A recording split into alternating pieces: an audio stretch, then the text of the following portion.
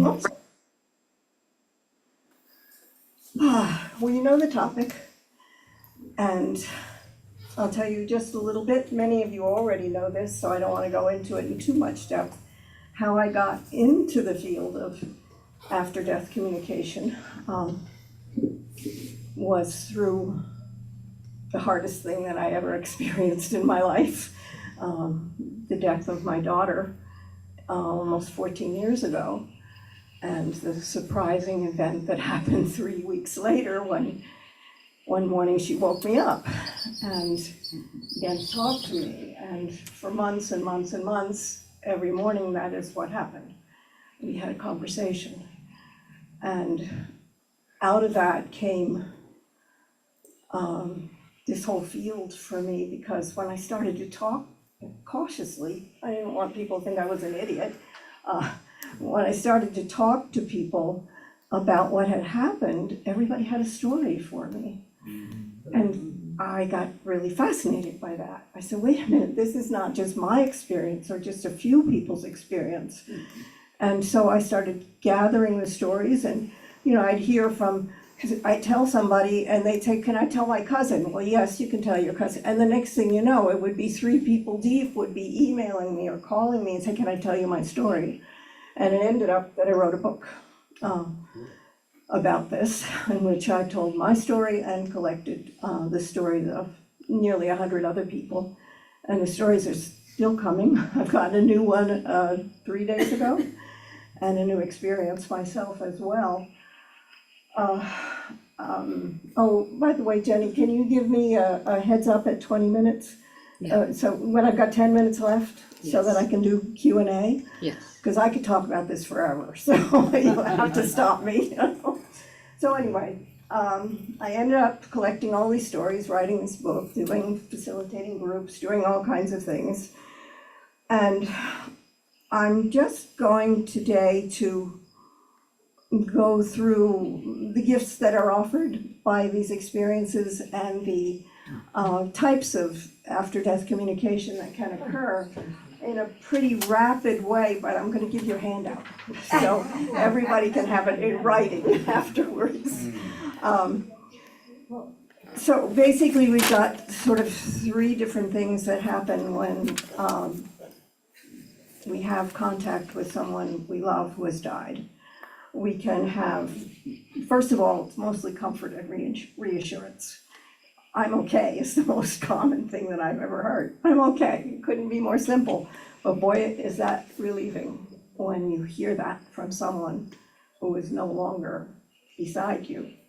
And I can see that this is moving certain people in here because you've had these experiences. And then we can get guidance, and I'm going to tell you what happened to me yesterday morning about this. Helpful things. They tell us you're driving down the road and you're not paying attention, and they say, slow down. Honey, you're going too fast. And it's just like they were sitting right beside you, because in a certain sense they are. And then the healing of unfinished business, which can be pretty simple. The thing you didn't say that you wish you had, the thing that happened the night before, the little fight you had on the weekend, or it can be really big. If you've been abused, harmed in serious ways over your whole life by a parent, it's often a parent, that's still, the opportunity remains after death to heal that as well. It doesn't stop just because the body's not here. They are growing still at whatever pace. It seems to vary a lot, and so are we. And so we get the opportunity to communicate and hope that they communicate back. And then we can have wisdom, which relieves the fears of death. And part of that is just, if somebody comes after they've died and says, I'm okay, it helps us to realize, wait a minute, it doesn't just stop. We don't just step off the precipice and there's nothing. And so that helps us with this fear that kind of hangs around us all our lives, really, of what's going to happen at the end of all this. So I told Zandy said when she wanted me to come and do this, she said, I want to hear the stories that are happening with your daughter now. It's been almost 14 years, not much happens now. I'm aware of her presence. That's mostly it. And I feel her in my body. Is Mike still doing okay? Am I? Yeah, great. Okay. And 2 days ago, I was feeling very nervous. I was preparing for this talk. There were 2 other people asking me to do talks. My computer was malfunctioning, and I was going, I don't know if I can keep on doing this. I'm getting awfully old, and it's stressful. It's really stressful, and I don't know if I can keep up with this, and I was feeling awful. I was really grieving about it. And yesterday morning, in my spiritual practice, my daughter and my mother, they hang out together. Now that they're dead, they didn't get along very well when they were alive. I think because they had the similar issues, you know. Anyway, they came and they laid out a whole plan, which basically could fall into the category of slow down when you're driving. They told me how to do this in a way that, as I approach being 83 years old, I can do it without stressing myself so much. A very simple plan, but very specific and very different from the way that I was doing it. I thought I was slowing down because I'm not doing the way it was 10 years ago. It's not good enough. I have to slow down a little bit more. So Zandy, I'm still getting help from my daughter, very definitely. So to get to, I wanted to go through just the types. Dreams are probably the most common. They're the way that most people are willing to accept an altered state or something that seems weird. So that is a common way for people to come and visit us. And when they visit us in a dream, it often has a very different feeling about it, something that's really unforgettable, something that just seems special. And so you recognize it, because that's the key really to after-death communication, is this, what is this that can't be defined? I mean, just this week, I got a phone call from someone who found herself through making a wrong turn. Well, first she moved to the state where she grew up in, and then she went on a day trip, and then she took a wrong turn, and the next thing you know, she ended up driving through the town where her ancestors grew up. And her great-grandparents, who died long before she was born, were visiting her. As she was driving, she's crying, just driving through the town. So there's nothing concrete there. There's nothing you can defend or explain. We have to unleash ourselves from logic to accept these things, but she knew it was her great-grandparents. How do you know such a thing? I haven't a clue, but she knew. So that kind of visitation, that kind of feeling that comes in a dream where you just know. And then we can hear. That's one of the ways that I have communication. I hear, but I'm a word person. I write, I talk, so that makes sense for me. Not everybody hears voices. That sounds. I hit that territory, you know. And then you can feel their touch, or you can feel them in their body. That's the other thing that happens for me. I feel a rush. It's just an energy, a movement of energy. But you could feel a hug. You could feel a handhold, various ways. Olfactory experiences. Some people smell perfume, or the person's favorite bath oil, or something like that. And it's in a situation where you couldn't be smelling anything. There's no smell, and then there is a smell, and then maybe 15 minutes later, the smell stops. Come on, that's not how those things work. And then there are visions. I don't have visions. I don't see, that's not how I work. But other people see the person in a form that may feel just as the same as one of you in here. You're seeing me, I'm seeing you, you see this person. So that's something that can happen.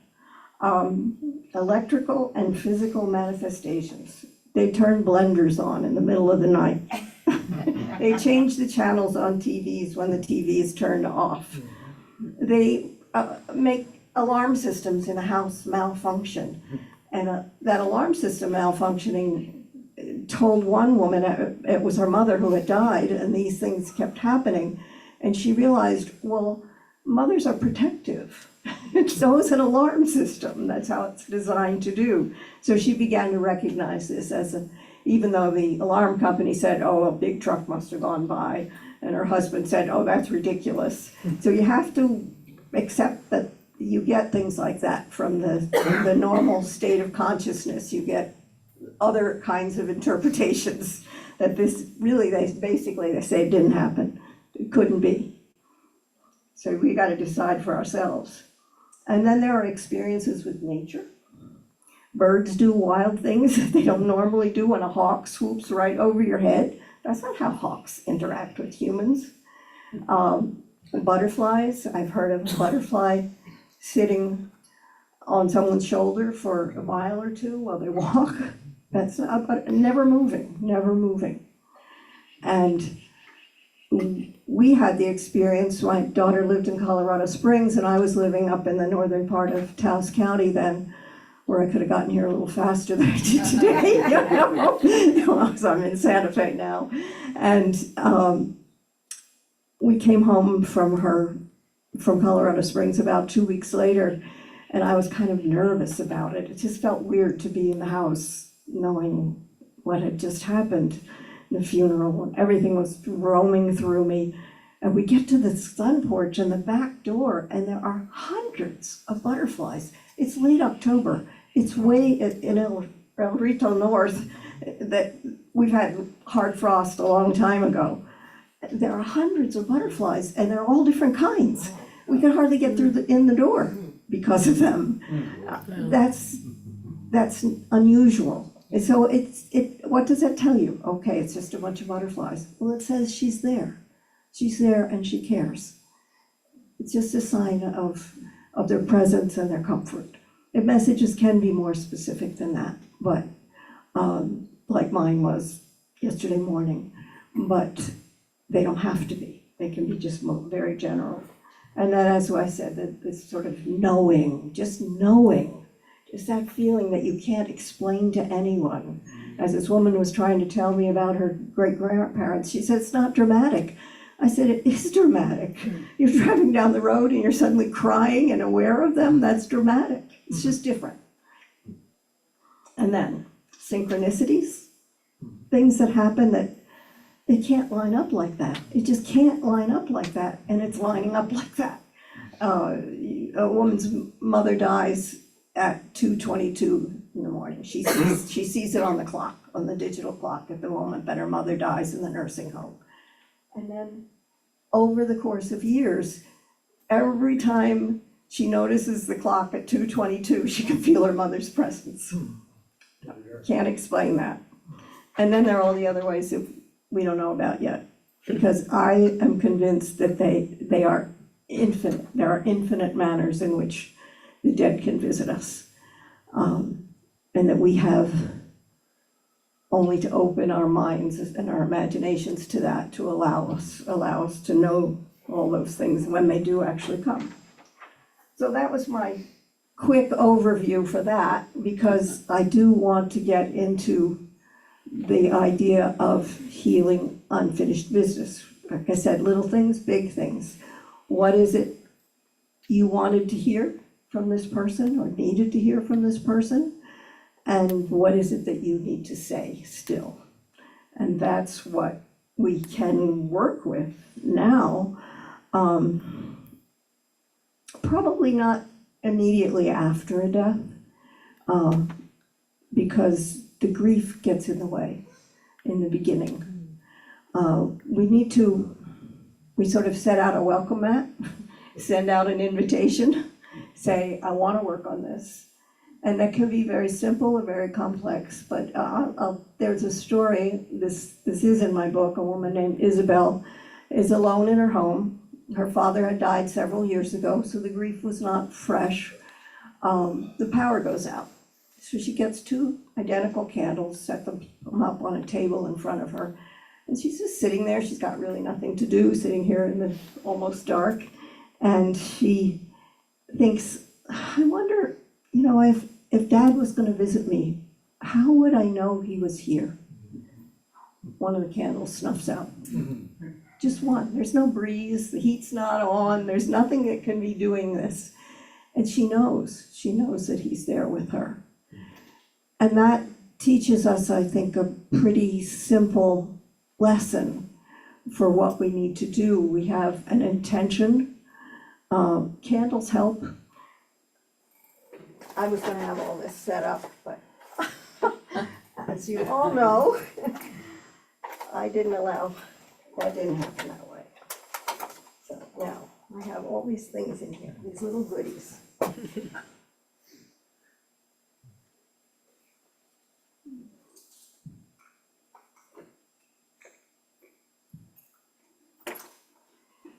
But a place like this is a little bit fancy, but you could do it with a paper napkin too, This is a little altar. You could put a picture on it. I didn't bring a picture, but these earrings and this watch were the last gifts my daughter gave to me. I could put that down there. It's a connection to the person. And you say, I really want to connect with you. I want to connect with you, and I want to heal whatever it is, or I want to say this. Now, my ways of healing have to do with words and writing, because that's who I am, and that works. That works for me. But there's a lot of other ways that you can do that,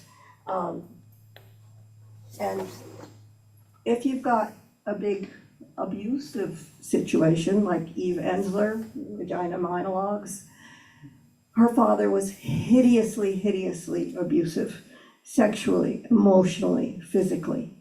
And after his death, she had gone through her painful process, her alcoholism and so on, and come out the other side and was feeling whole and good, but she really wished her father had said, "I'm sorry." And she didn't have any conscious connection with him that I know of anyway, but she wrote a whole book that is in his words, his apology to her. That's, I think you can see it, The Apology. And that's part of what we can do, whether we're, of course we can say what we have to say, but we can also give the answer back. Use your imagination, be creative. This is what I would like to hear from you. And maybe they'll change it if it's not right and they'll let you know. But it's a beginning place. And there are a lot of ways we can play with this. We can sit at the altar and write the letter. We're probably not going to write the book. Write the letter and write the letter back. And use, when you write a letter, put it in an envelope. You could even put a stamp on it, address it, and mail it back to yourself, or mail it to some address you make up and don't put a return address on it so it just disappears, or you can burn it. That's a transformative action. So there's a lot of ways you can play with that. I think we need to bring out our kid self to do this, to literally play with this idea. And think about the person. What did you like to do with them? What did they like to do? Was he or she a walker? We'll go for a walk with them and say, okay, you start at the altar and you say, I'm going to dedicate this walk to our connection, and then pay attention to what happens. Watch the birds and the butterflies and see if there are any synchronicities that occur, and talk. And then when you finish what you have to say, you can talk for them. So that's one way. If you're an artist, a visual artist, you like to make things, make something that represents what you want to say, or make something that's a gift to them. And you might even end up putting it on your altar if that were to happen. Here's this. Some of you saw me bring this weird little thing in here. Well, here's a way to play. Dial. Dad, I really wanted to talk to you this morning. You got some time? You know? And pretend. And also, I've heard more than one story about weird things that have happened with phones. The phone's out of order. The guy's out front, he's already told you I'm disconnecting the phone, and grandma calls. And they go out after the conversation and go out and say, my phone just worked, your phone couldn't work. It's been off now for 22 minutes, you know. Or someone who with a cell phone who had a message from his daughter right before her death, and that message replays like it's a new message on his birthday and on Father's Day every year for years. So we don't know. This is a dead phone, right? Doesn't have anything connected, but that's not how we're connected. That's just how we're connected through the grid, you know, not these energetics connections. What's their favorite food? You might make a meal, dedicate a meal to them. And sit down, set them a place, even put the piece of the pie on the plate, and see if you can have a conversation at the dinner table as well. I don't know, I've listed about 6 different things, like playing games. Did they like to play Scrabble? Well, play both sides, and then start a conversation where you get distracted from the game. You could do this endless ways, and I'm sure I have only come up with a small fraction of what, if each one of you were to do this, there would be 20, 25, whatever, in this room, to different creative ways of making this connection happen. And I think it takes a certain amount of trust that you can do it, that they are there. And it also takes patience and persistence. I'll tell you one more story, but I need a drink. And then it would be time to do the Q&A. Sorry? Then Q&A after that. Oh, okay. Man, like for 30 years, he never was satisfied with his relationship with his father. His father seemed distant and not helpful, not supportive. And for 30 years, he dedicated numerous meditations, even full retreats, all kinds of prayers to making connection to his father and getting support. After 30 years, he got it. You know, he showed up one day and said, I never knew what you wanted before, and now I do. And now I will support you. So it can take a long time. And that's perfect. I just reached the end of my 3 cards, and I would like to see what anyone has to say. Yes. Well, I was curious if you interviewed anyone or anyone told you their story that wasn't of a spiritual mind, that my wife and I had such a good spiritual relationship that it really smoothed things out somewhat when she passed, because I knew she was gone, and I knew where she was, and I knew that she was with me, and she showed up several times. One of the most curious ways she showed up was Mary Ann had a problem with sciatic in her right leg that just bothered her off and on for as long as I can remember. So right after she passed, I got sciatic in that right leg, and that lasted for about a month. But I'm just curious about the relationship with the spiritual life and the way you feel and think about these things spiritually. I have only one man I interviewed who was completely away from that. He was, this experience happened when he was a child. He was 60-something when I interviewed him. He was a lawyer. He was very focused on the logic. And he had an experience when he was 10, and he said, I have no home for it, but I know that it happened. So he completely acknowledged the beauty of this contact with his grandmother, but he didn't know what to do with it. So it can surprise people in that kind of way too. And You had your hand up also. You mentioned earlier that after death, they continue to grow. And I love this idea, but I'm wondering, do you have any reason for believing this? I do. I'll start with my daughter, and hers seemed to be fast, her growth, and I don't know why. I called her, it was like having a guru in my pocket, and I think she still is because of what just happened a couple of days ago. It was very fast for her. What seems startling to me is that she was deeply troubled before her death. And she was depressed, she was suicidal, and she took her own life. And yet she was able within weeks to start transforming. She told me she was sleeping in this gazebo. My husband had a dream in which he saw that. And she was sleeping there because she was just doing healing. I tried to get her to talk about what was happening there, and she said, "Oh, you don't want to know about that. I'm just healing, you know."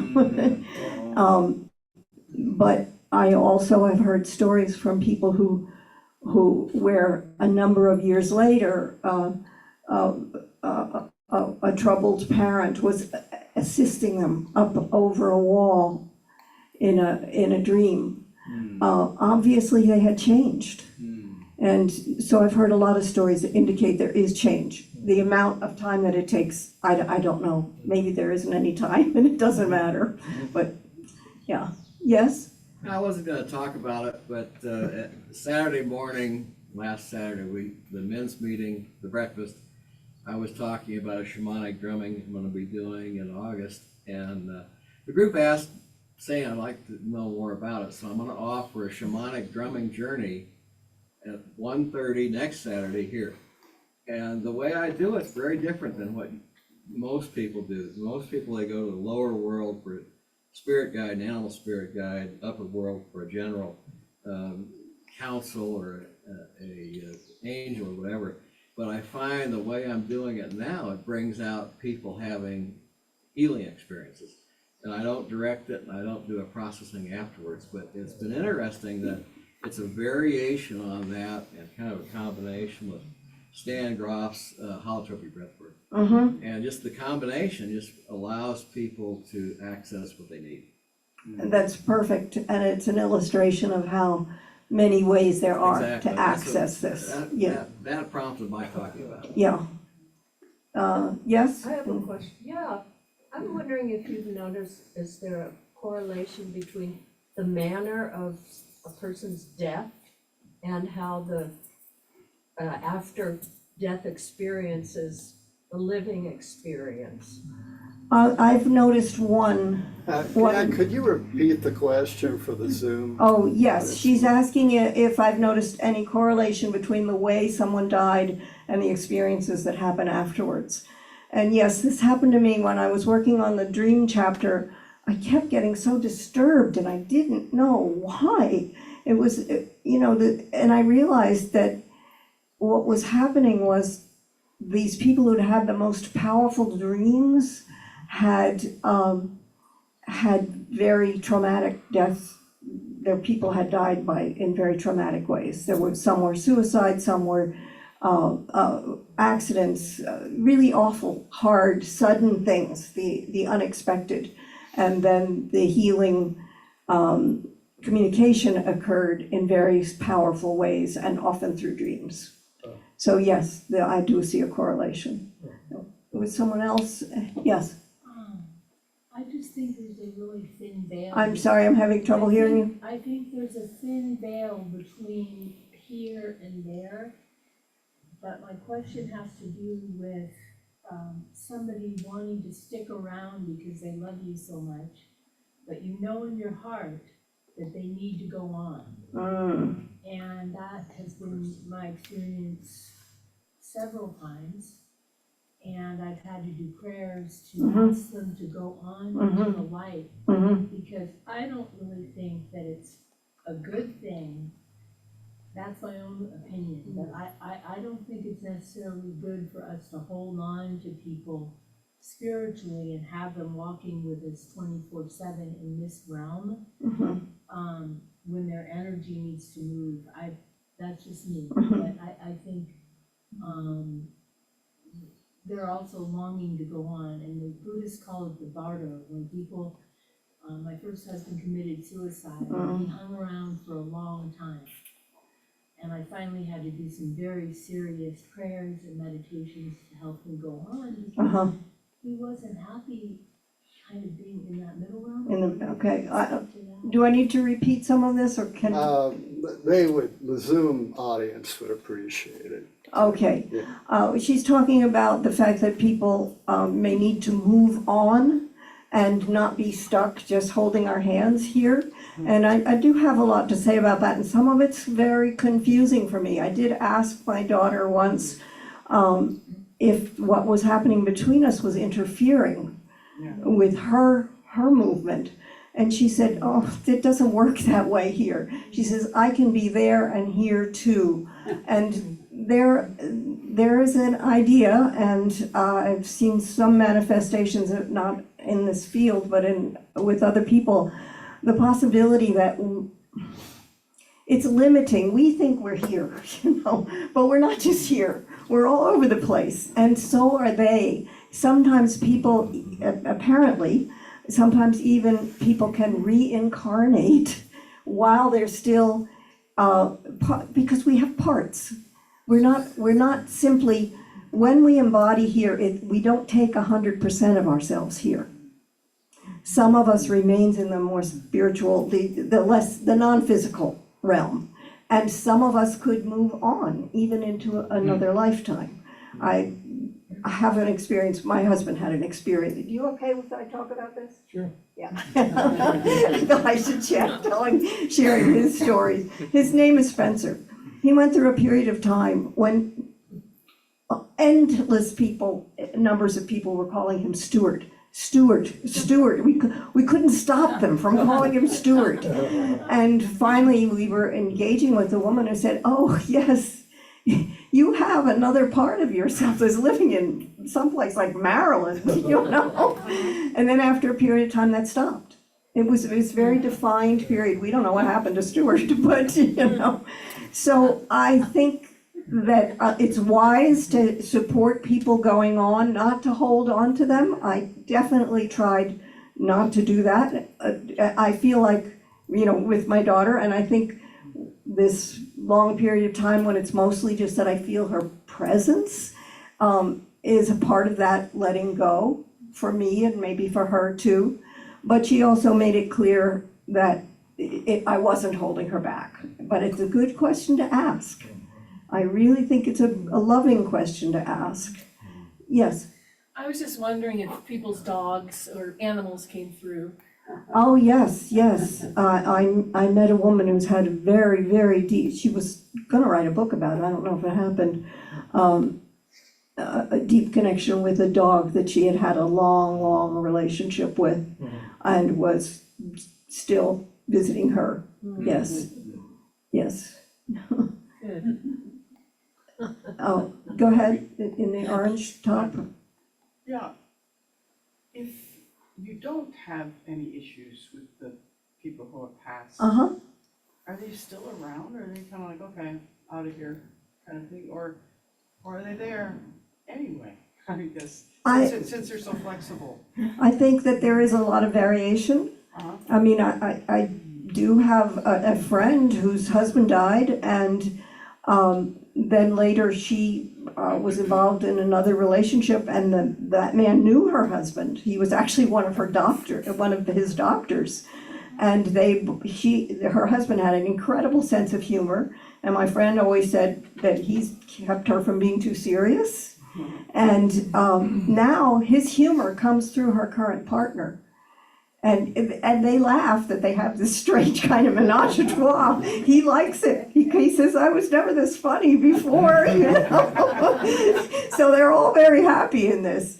But I don't really know. I don't know whether, I think that it's possible that the main reason that I still have this kind of connection with my daughter is she so much wants me to be talking about this and doing this. The dead want us to know that they are available. They want us to know this. So It depends on the circumstance, and I don't have all the answers, I have a lot of questions. Boy, when I cross over, please, can you tell me?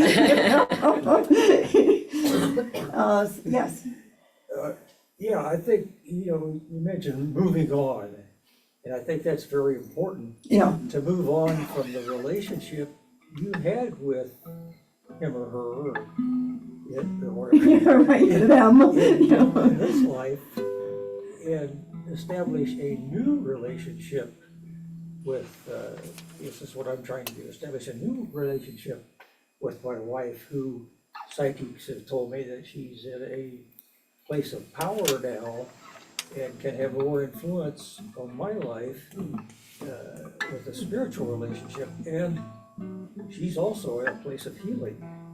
That's one thing they told me too. Thank you. Should I repeat? Oh, can I repeat that? He's talking about having a different kind of relationship with his deceased wife. That isn't, we're not trying to hold on to them or to hold on to what we had. We hold on to the love, and then we allow what's happening to intermingle with that and to alter, so that we can continue to grow and they can continue to grow too. Yes, Sandy? Just a comment on that. I used to be a big fan of John Edwards, Uh-huh. who did shows on TV about Yeah. crossing over. And he gave me a phrase that still is very dear to my heart, and I truly believe. And what he said is, all your loved ones, whether they're animals or people or friends, partners, whatever, parents, become part of your eternal circle of love, which goes on forever. I like that phrase, that everyone we love becomes part of our eternal circle of love. And when you said it, I got this rush up my body that I get when something's real, Or also might mean, hey, Randy, she's probably here, she usually is when I do these things, nudging me along, pushing me up the highway. All right, do we have time for another question, or? No. No, okay, well, thank you all. This is cool. Thank you, Annie. And Randy. Yeah, let's just take a minute to just thank our dead people that we love, that are in communion with us. Thank you for staying in communion with us and for helping us and assisting us. And I forget sometimes to thank them, but I notice that they like it, just like we like to be thanked. They like it too. And I had a very strong visual visitation and dreams and auditory, all of them. All the things you mentioned came up when my partner of 12 years passed suddenly. And one of those instances, the auditory one, became this song. It was right after he had passed, and dreams every single night for 3 solid years. It was just every single night. And he was usually really happy, and you can go anywhere you want for free. He was just ecstatic. He really liked being dead. And so I had gone to Mexico to visit one of my dear friends, and I was sitting in this cathedral, very ornately carved and done up, and I was like, wow, it took somebody like their whole lifetime just to carve that thing, for this. Like, does that really matter that someone did that for their whole life? And it was like he was sitting right next to me, and he goes, everything matters. So I went home, and this song just popped right out.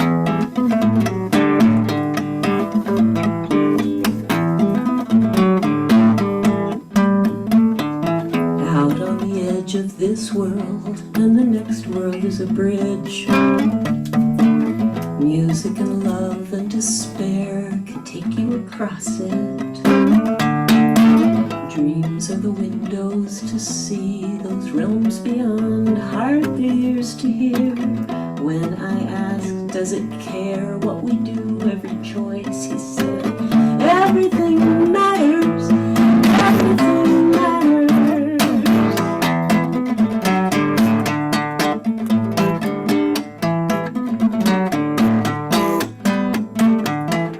Where the air is refined, where we shine beyond.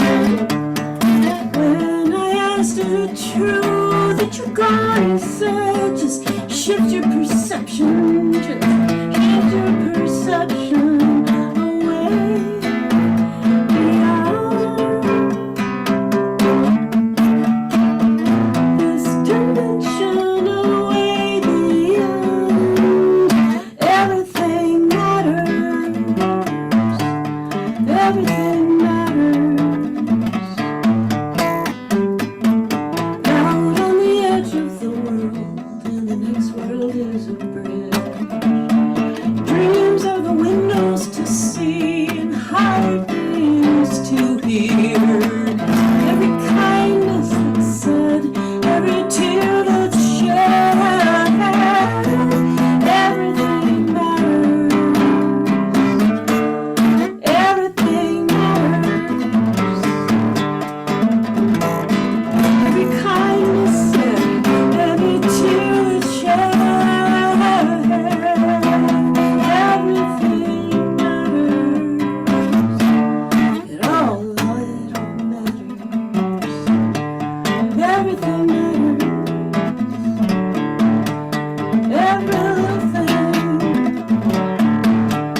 Everything matters.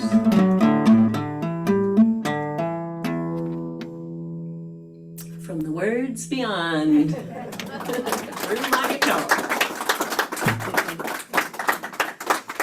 Thank you for coming all this way to talk to us, Annie. It was really great. I should add that my husband will have some books in the back if anybody wants Yes, to get books one. in the back. You want to read all those stories because there are lots of them. Yeah. So we're going to sing our love song. The words are up there. Now there is love on earth, and it has begun with me. Now there is love on earth, the love that was meant to be.